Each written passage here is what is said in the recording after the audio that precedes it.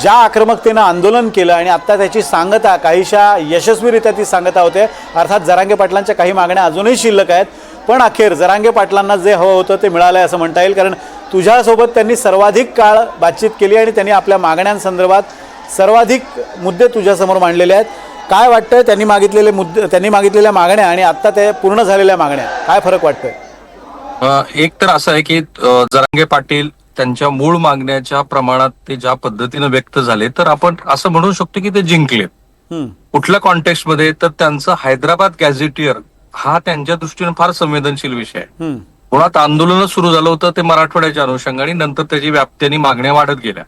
जर हैदराबाद गॅझेटियर वरती जर सरकार सकारात्मक असेल, आता त्यातला मुद्दा क्रमांक 5 फार इंटरेस्टिंग आहे। पण तू मगाशी एक मगाशी एक चर्चेतनं महत्वाचा मुद्दा आला की जेवढे फौजदारी गुन्हे आहेत त्या संदर्भामध्ये राज्य सरकारला तो अधिकार नाहीये गुन्हे मागे घेण्याचा, त्यासाठी हायकोर्टाची परवानगी लागते। आणि आत्ताचा जो आदेश आहे त्याच्यामध्ये असं म्हटलेलं आहे की हायकोर्टाच्या परवानगीला अधीन राहूनच गोष्टी होणार आहेत। पण जर हैदराबाद गॅझेटियरची मान्यता मिळाली असेल तर ते एका अर्थाने मनोज जरांगे पाटील यांचा पहिला जो आग्रह होता तो मान्य झालाय। शिवेंद्रराजे भोसले यांच्याकडनं त्यांनी शब्द घेतला, पण अर्थात मंत्र्यांच्या शब्दाबरोबर त्याला कायदेशीर मान्यता लागेल आणि त्या मान्यतेनंतर सातारा संस्थांच्या गॅझेटियर बद्दलचा विचार होऊ शकतो। एकूण अगदी छोट्या पद्धतीचं विश्लेषण म्हणजे एका वाक्यात विश्लेषण करायचं झालं तर जवळपास बहुतांश मागण्या ज्याच्याबद्दल सरकार अजिबात अनुकूल नव्हतं असं सुरुवातीपासून वाटत होतं, कारण कायद्याच्या चौकटीत असायला हवं। कायद्याची चौकट काय तर औरंगाबाद म्हणजे आताच्या संभाजीनगरमध्ये 1,23,000 ज्या मागण्या ज्या नोंदी होत्या हैदराबाद संस्थांमधल्या, किंवा जालन्यातल्या ज्या 95,000 आहेत, बीडमध्ये सर्वाधिक नोंदी आहेत, त्या वैयक्तिक नोंदी नाही आहेत, त्या एक अशा पद्धतीच्या नोंदी आहेत की अमक्या अमक्या गावामध्ये एवढे कुणबी आहेत, त्याच्यामध्ये लिंगायत असू शकतात, ब्राह्मण असू शकतात। तर पहिल्यांदा असं दिसत आहे की सरकार ह्या विषयावरती सकारात्मक आहे। अर्थात कायद्याच्या कसोटीवरती सरकारला भविष्यामध्ये वेगवेगळ्या न्यायालयीन खटल्यामध्ये अनेक प्रश्नाची उत्तरं द्यावी लागतील, कारण हे वाक्य विनोद माझं फार महत्वाचं ठरणार आहे। संपूर्ण भारतामध्ये गॅझेटला मध्यवर्ती ठेवून आरक्षणासंदर्भामध्ये कोणताही निर्णय झालेला नाही। हा पहिला निर्णय आहे सरकारचा की ज्याच्यामध्ये कुठला तरी ऐतिहासिक गॅझेटचा पुरावा आपण मान्य केलाय, कारण आतापर्यंत आरक्षणाच्या संदर्भामध्ये जे काही झाले ते सगळं वैयक्तिक पातळीवरती झालेलं आहे। म्हणजे राहुल कुलकर्णी यांच्या वैयक्तिक नोंदी काय आहेत, विनोदच्या वैयक्तिक नोंदी काय आहेत, आणि त्याच्यानंतर कास्ट व्हॅलिडिटी होते। आता पहिल्यांदा हा मुख्य फरक आहे की अमुक व्यक्तीपेक्षा समूहाची आपण मान्यता घेतलेली आहे, आणि म्हणून मी म्हटलं की कायद्याच्या चौकटीवरती याचा बराच खल भविष्यामध्ये होणार आहे। परंतु असं असून सुद्धा मूलतः ज्या मागणीबद्दल सरकार अजिबात अनुकूल नव्हतं त्याच्याबद्दल सरकारच्या पातळीवरती विचार झाला। एक महत्वाची गोष्ट विनोद लक्षात आली का की हा जो GR आहे ज्या तातडीनं आला त्याचा अर्थ त्याचा ड्राफ्ट तयार होता आणि जशी त्याला मान्यता मिळाली तसा तो GR लगोलग आला। आणि जेव्हा मनोज जरांगे पाटील असं म्हणाले की तुम्ही जाऊच नका, इथे बसून राहा, आणि ज्या अर्थी मंत्री तिथे बसून आहेत त्या अर्थी तो GR येणारच होता आणि जे काही करायचं आहे ते मुदतीत करायचं आहे। कदाचित हायकोर्टाने ज्या पद्धतीनं सरकारला प्रश्न विचारले त्याच्या अनुषंगाने खरं म्हणजे आपण तो मुद्दा क्रमांक 5 जर तू वाचला नसेल तर मी तो वाचून दाखवतो, कारण तो GR मध्ये फार महत्वाचा आहे। मुद्दा क्रमांक 5 असा आहे की मराठवाड्यामध्ये यापेक्षा बऱ्याच प्रमाणात कुणबी मराठा समाज असून त्यांना जात प्रमाणपत्रे मिळण्याकरता हैदराबाद गॅझेट लागू करण्यात यावे अशा प्रकारची वारंवार मागणी होत आहे। न्यायमूर्ती संदीप शिंदे निवृत्त समितीच हैदराबाद, सातारा वगैरे वगैरे ह्या ठिकाणी ज्या नोंदी सापडल्या त्याबद्दल मग पुढे सरकार असं म्हणतं आहे की जात प्रमाणपत्र देणे व त्याची पडताळणी करण्याकरिता 2021च्या नोंदीनुसार ग्राम महसूल अधिकारी, ग्रामपंचायत अधिकारी, सहाय्यक कृषी अधिकारी यांची एक समिती इथे नियुक्ती केलेली आहे। मला एक छोटासा प्रश्न असा पडला की गॅझेटला प्रमाण बांधून संपूर्ण मराठा समाजाला आरक्षण देण्यासंदर्भामध्ये सरकारने ह्या GR मध्ये काही म्हटले का? जर तुझ्या काही लक्षात आलं असेल याच्यात एक मुद्दा मला राहुल दिसतोय, म्हणजे हा GR माझ्यासमोर पण आहे, त्या तू आता जे समिती सदस्यांची नावं वाचलीस त्याच्या खालचाच अगदी मुद्दा आहे। मराठा समाजातील भूधारक तसंच भूमिहीन, शेतमजूर किंवा बटाईनं शेती करत असलेल्या व्यक्तींकडे शेत मालकीची मालकी असल्याचा पुरावा नसल्यास त्यांनी हा क्लॉज अतिशय महत्वाचा आहे, त्यांनी 13/10/1967 पूर्वी ते किंवा त्यांचे पूर्वज संबंधित स्थानिक क्षेत्रांमध्ये राहत असल्याबाबतचे प्रतिज्ञापत्र सादर करावे। म्हणजे हैदराबाद गॅझेटियर मध्ये ज्या गावांचा किंवा ज्या प्रदेशाचा उल्लेख आहे त्या प्रदेशातल्या लोकांनी 1967 पूर्वी त्यांचे पूर्वज तिथे राहत होते याचा काहीतरी पुरावा आणावा किंवा प्रतिज्ञापत्र सादर करावे आणि त्या आधारे कदाचित ही प्रमाणपत्र दिली जाणार आहेत. नाही, विनोद, हा कसं अतिशय असेल मुद्दा ना, महत्त्वाचा तर आहे. एका वाक्यात त्याचा अर्थ असा झाला की हैदराबाद गॅझेटरची पूर्ण अंमलबजावणी करायचं सरकारने ठरवलंय एका वाक्यात.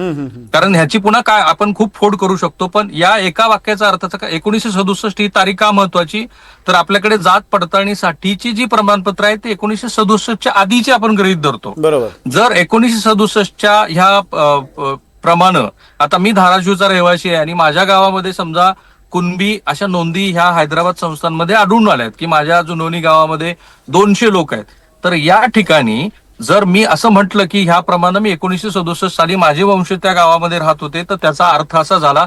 आणि हे फार महत्वाचं आहे कारण अनेक लोक अशी टिप्पणी करतायत की ह्या GR चा अर्थ काय. या GR चा सरळ अर्थ असा आहे की 1967 सालाच्या आधी तुमचे कोणतेही नातलग तेव्हाच्या मराठवाड्यातल्या 5 जिल्ह्यातल्या कोणत्याही भागामध्ये राहत असतील आणि त्या भागामध्ये अशा संदर्भातल्या कुणबी नोंदी असतील तर तुम्हाला त्या आरक्षणाचा लाभ होणार आहे. आणि पुन्हा कायद्याच्या चौकटीवर त्याचं वेगळं विश्लेषण होईल, पण मी जे म्हणालो तेच की गॅझेटच्या आधारावरती अशा पद्धतीनं निर्णय घेणारं महाराष्ट्र हे देशातलं पहिलं राज्य असेल की ज्यांनी असा काहीतरी एक दाखला मान्य केला आहे की ज्याच्यामध्ये व्यक्तीला काहीही किंमत नाही, व्यक्तीचं मूल्य लक्षात घेतलेलं नाही, समूह लक्षात घेतलेला आहे. आणि पुढची कायदेशीर एक थोडीशी मला इतर समाजाच्या दृष्टीनं पण अनुकूल गोष्ट अशी की ह्या ज्या नोंदी आहेत विनोद, त्या काही फक्त मराठा समाजाच्याच आहेत असं नाहीये, ते बहुसंख्येनं मराठा समाजाचे आहेत, ब्राह्मणांच्या पण आहेत, धनगरांच्या पण आहेत, जैनांच्या पण आहेत, मारवाड्यांच्या पण आहेत. त्यांना सुद्धा कदाचित आता ह्या आरक्षणाचा लाभ होऊ शकतो. हा स्पेसिफिक प्रश्न मी किमान 2-3 वेळेला मनोज जरांगे पाटील यांना विचारला होता आणि त्यांचं एका वाक्यात असं उत्तर होतं की ज्यांच्या अशा नोंदी आहेत त्या सगळ्यांना आरक्षणाचा लाभ झाला तर आमची काही हरकत नाहीये. हे एका अर्थाने मनोज जरांगे पाटील यांनी केलेल्या मागण्याचं सगळ्यात मोठं यश आहे की हैदराबाद गॅझेट बद्दल सरकार काहीतरी बोललंय. आणि मी मगाशी जे म्हणालो की सरकारच्या हातात नाहीये की ज्या फौजदारी समिती अंतर्गत गुन्हे दाखल झालेले आहेत त्याला केवळ आणि केवळ हायकोर्टाची परवानगी लागते, पण सरकार हे करू शकतं की कोर्टामध्ये जाईल आणि सरकार विनंती करेल की अशा फौजदारी समिती अंतर्गत गुन्हे जे दाखल झालेले आहेत त्या संदर्भामध्ये सरकारचं असं मत आहे. हे पूर्णपणे हायकोर्टवरती अवलंबून आहे की हायकोर्टनी या अशा पद्धतीच्या सरकारच्या प्रस्तावाला कसा प्रतिसाद द्यायचा. अगदी राहुल, अजून एक मुद्दा त्यातला मला जरा वाटतोय जिथे सरकार आणि पुन्हा एकदा मराठा समाज यामध्ये संघर्ष होऊ शकतो. उपसचिवांची जी सही आहे त्याच्यावरचा जो म्हणजे शेवटचा पॅराग्राफ आहे त्यामध्ये असं एक म्हटलेलं आहे की स्थानिक चौकशीमध्ये संबंधित जातीचा दावा करणाऱ्या व्यक्तीचं गावातील किंवा कुळातील नातेसंबंधातील व्यक्तींना कुणबी जातीचं प्रमाणपत्र मिळालं असेल तर दावा करणारा व्यक्ती हा त्यांच्या नातेसंबंधातील, अतिशय महत्वाचा मुद्दा आहे, नातेसंबंधातील कुळातील असून कुणबी असल्याचे प्रतिज्ञापत्र देण्यास ते तयार असल्यास तसे प्रतिज्ञापत्र घेऊन उपरोक्त नमूद पातळीवरील स्थानिक समिती वंशावळ समितीच्या सहाय्याने आवश्यक ती चौकशी करून तसा कुणबी जातीचा दाखला देऊ शकतो. म्हणजे काय थोडक्यात, तर जर मला माझ्याकडे जर कुणबी जातीचा दाखला असेल तर माझ्या नातेवाईकांना किंवा माझ्या कुळातल्या व्यक्तींना माझ्या प्रतिज्ञापत्राच्या आधारे दाखला दिला जाऊ शकतो. पण त्यासाठीची क्लॉज असे आहेत की स्थानिक समिती वंशावळ समिती, आता वंशावळ समितीची स्थापना झालेली नाही आहे त्यामुळे तिथे पुन्हा एकदा मराठा समाज आणि सरकारमध्ये संघर्ष होऊ शकतो. कदाचित ते समितीची स्थापना करू शकतील, पण हा सुद्धा महत्त्वाचा मुद्दा आणि तो कदाचित सरकार विरोधातल्या टीकेचा सुद्धा मुद्दा होऊ शकतो. कारण ओबीसी समाजाचा त्या मुद्द्याला विरोध आहे की एखाद्या कुणबी दाखला मिळालेल्या व्यक्तीनं स्वतःच्या प्रतिज्ञापत्राच्या आधारे एखादं प्रतिज्ञापत्र दिलं तर त्याला जर तसा दाखला मिळत असेल तर तो सुद्धा संघर्षाचा मुद्दा होऊ शकतो.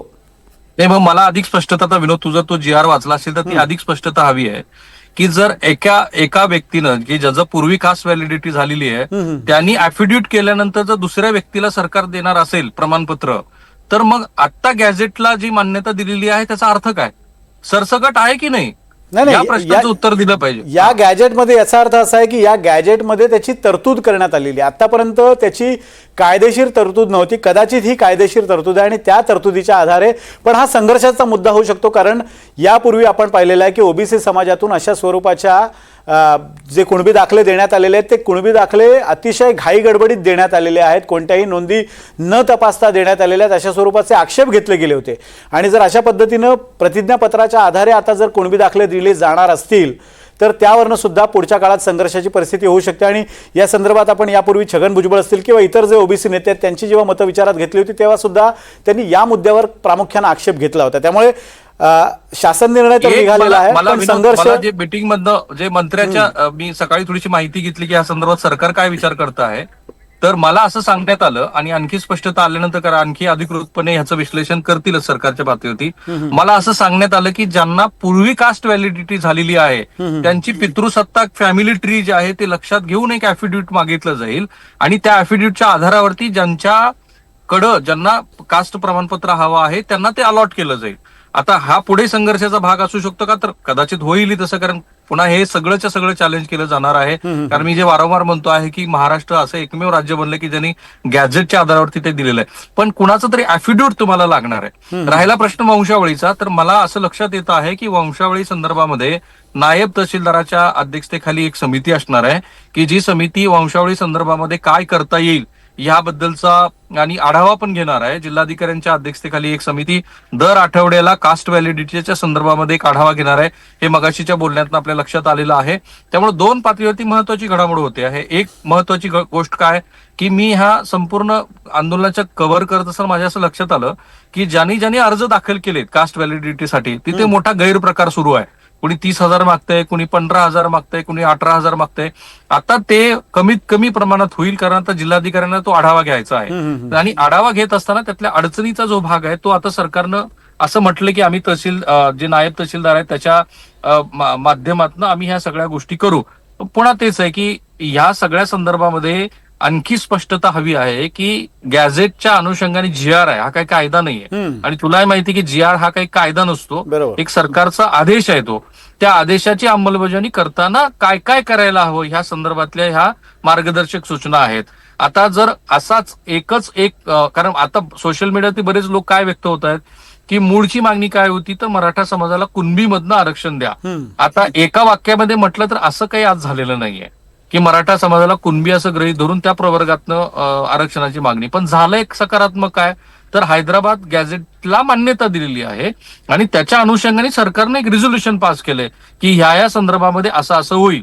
आता ह्याच्याबद्दल जे खालचे निर्देश आहेत ते आणखी आपण प्रेक्षकांना जास्त तपशिलात सांगितले तर त्याचं आपल्याला विश्लेषण करता येईल. पण महत्वाचं आहे की मनोज जरांगे पाटील का जिंकले, तर ज्या हैदराबाद गॅझेट बद्दल मुख्यमंत्र्यांची गेली 3 दिवसातली वक्तव्य आहेत की कायद्याच्या चौकटीमध्ये बसून जे करणं शक्य आहे तेवढंच आम्ही करू, त्याच्या बाहेर जाणार नाहीत. कारण 2 महत्वाची जजमेंट आहेत. मार्लापल्ले सरांना तर काल मी स्वतः बोललो, खूप सविस्तर आमचं याच्याबद्दल बोलणं झालं.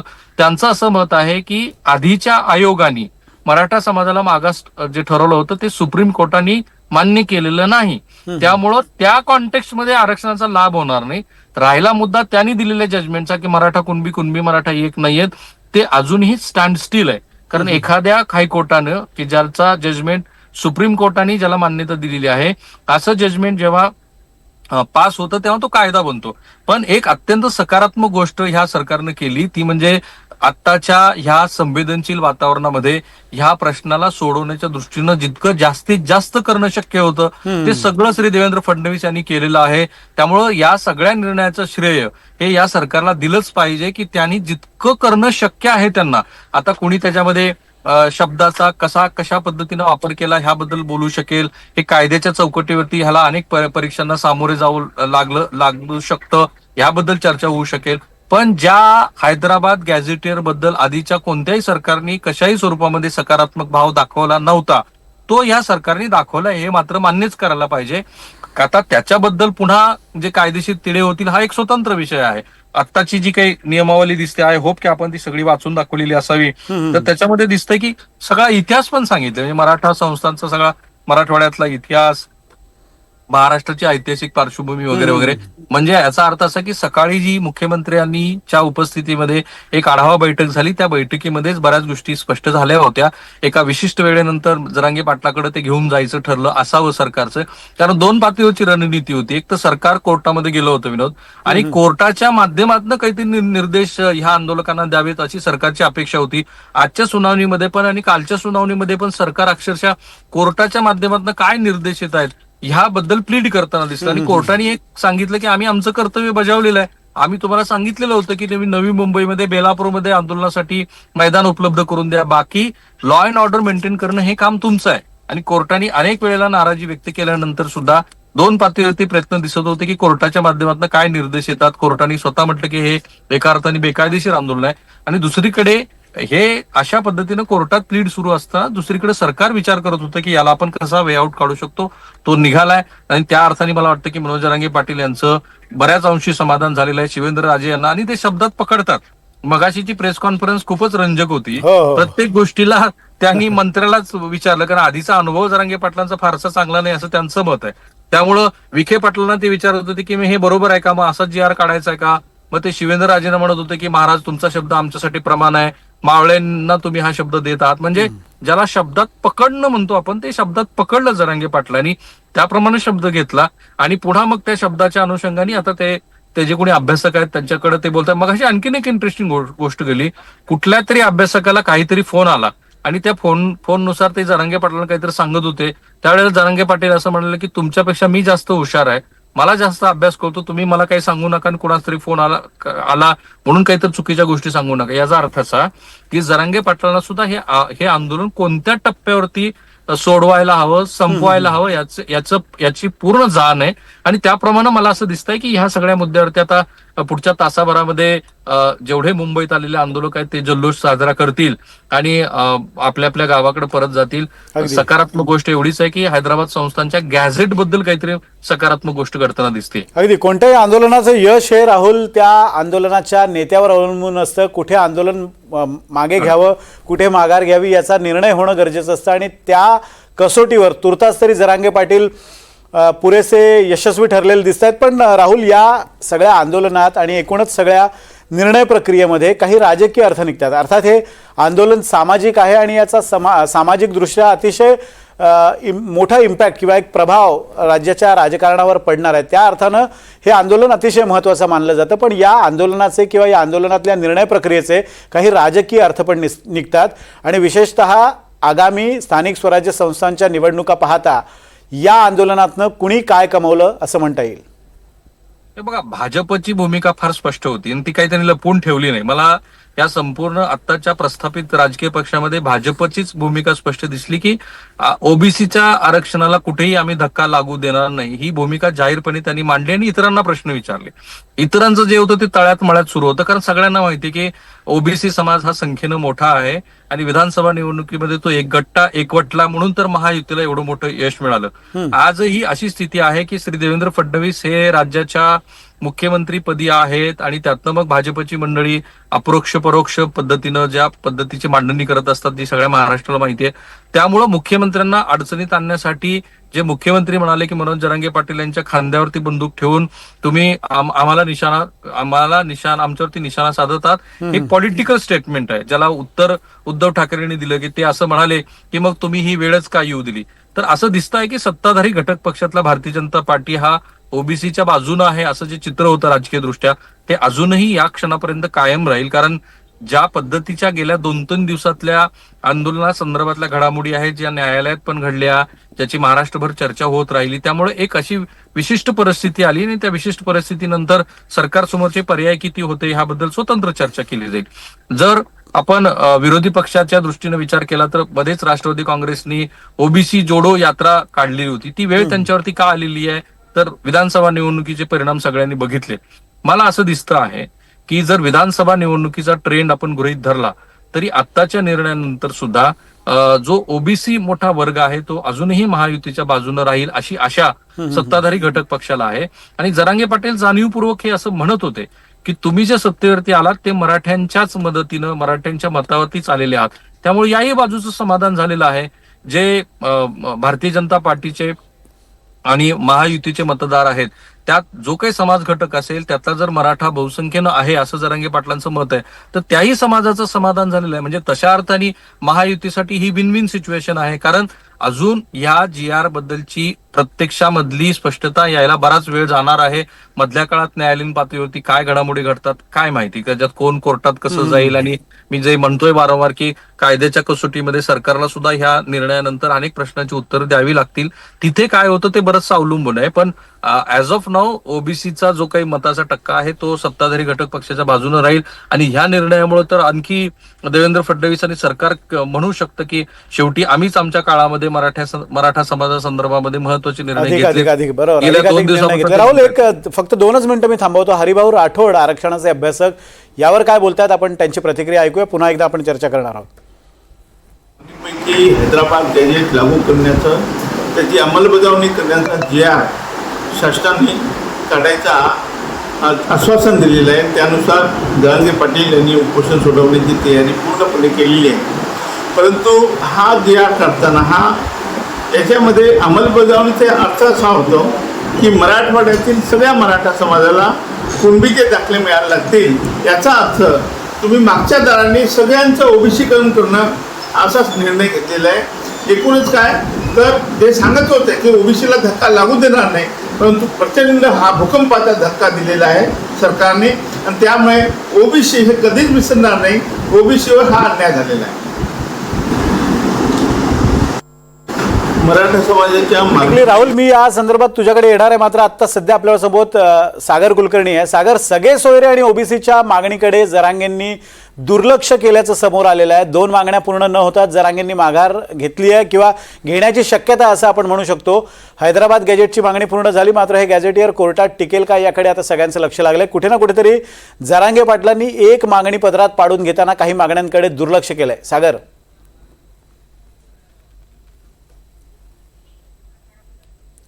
सगळे सोयरे आणि ओबीसीच्या मागणीकडे जरांगेंनी दुर्लक्ष केल्याचं या मुद्द्यावरनं समोर येत आहे आणि त्या अनुषंगानं म्हणजे सगळे सोयरे आणि ओबीसीत सरसकट मराठ्यांचा समावेश करावा या संदर्भात या 2 ज्या त्यांच्या प्रमुख मागण्या होत्या, किमान या टप्प्यावर तरी जरांगेंनी त्या 2 मागण्यांना स्पर्श केलेला दिसत नाहीये. अर्थात त्यांनी एक उल्लेख या मगाच्या चर्चेदरम्यान केला की 58 लाख सापडलेल्या नोंदींच्या आधारे मराठा आणि कुणबी हे एकच आहेत. या संदर्भातला एक GR काढा आणि तो कधी काढणार या संदर्भात त्यांनी विखे पाटलांना विचारणा केली होती. मात्र आत्ताच्या घडीची ही अपडेट आहे. सगळे सोयरे आणि ओबीसी सरसकट मराठ्यांना ओबीसीमध्ये समाविष्ट करण्याच्या 2 प्रमुख मागण्यांकडे जरांगेंनी दुर्लक्ष केलंय.